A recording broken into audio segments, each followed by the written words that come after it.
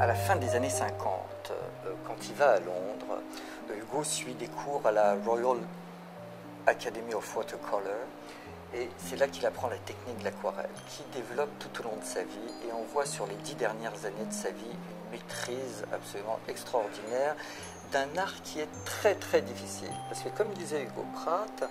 l'aquarelle c'est quelque chose de spécifique, ça fait référence à une impression ou à un souvenir, mais surtout il y a cette immédiateté qui fait qu'il n'y a aucun retour en arrière possible quand on fait une aquarelle. Ça pour lui,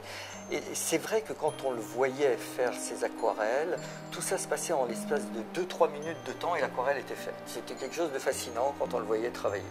Et là, vous êtes en présence d'une œuvre absolument,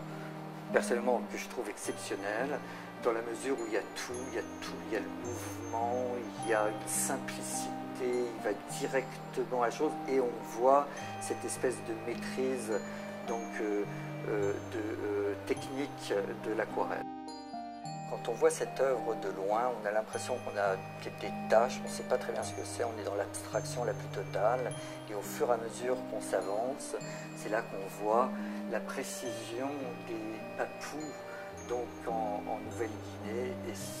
pour moi, ces mélanges des couleurs avec ces rouges, ces bleus et ces noirs et ces gris, c'est quelque chose d'absolument extraordinaire.